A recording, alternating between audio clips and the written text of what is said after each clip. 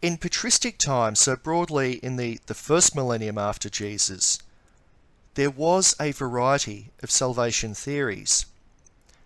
In medieval times, though, we had a shift in theology. Theology became more systematic. It made a more strict use of reason.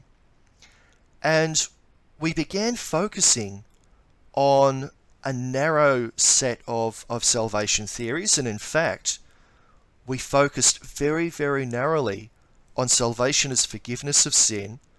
And we focused on the crucifixion as the saving event.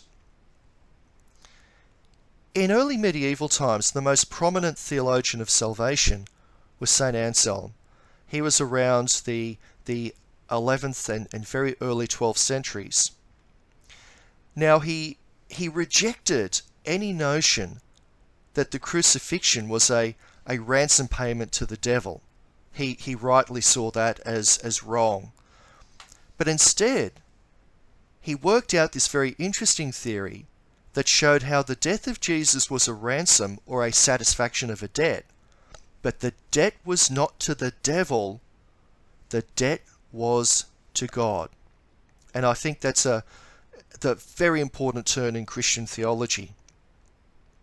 His reasoning went this way, and to understand his reasoning, we should understand that he used the legal concepts that were widespread in feudal Europe.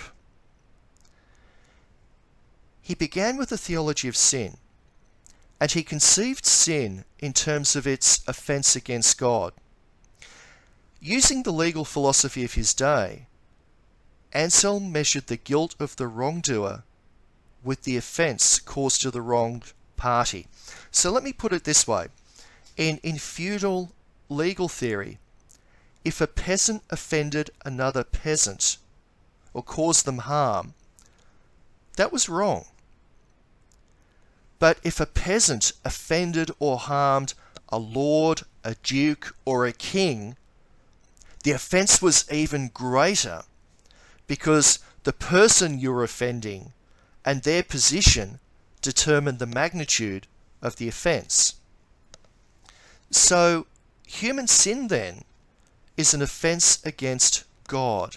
And if you offend the infinite God, the legal debt caused by the offence is also infinite. So, human sin is an affront to the dignity of Almighty, infinite God. The debt that we incur is also infinite because we've offended an infinite God. So we owe God a debt.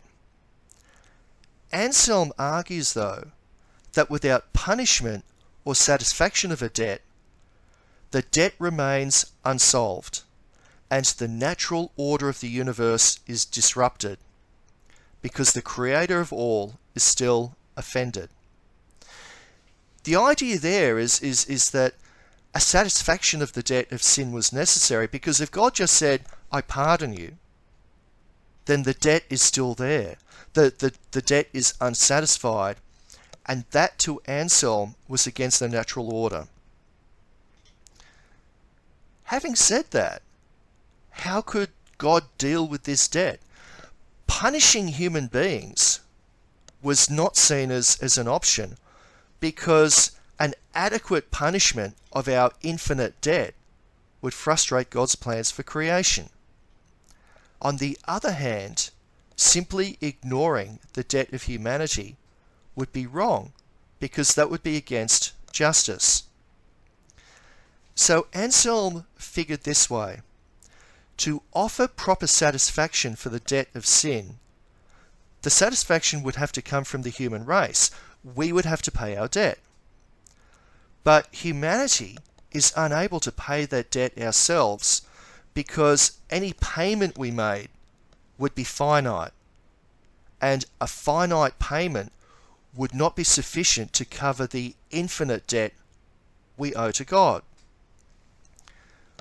Putting that all together, Anselm concluded that a human being had to satisfy this debt, but finite human beings couldn't pay it.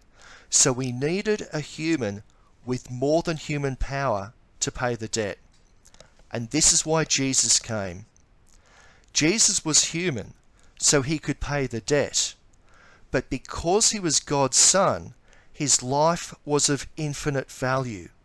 And because his life had that infinite value, it could constitute the necessary satisfaction for our sin.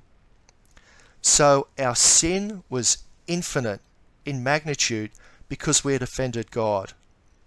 Jesus, as a human, could pay that debt on our behalf, but Jesus, as divine, had an infinite value, so the infinite value of his life could satisfy that debt. And that is a simplification of Anselm's satisfaction theory.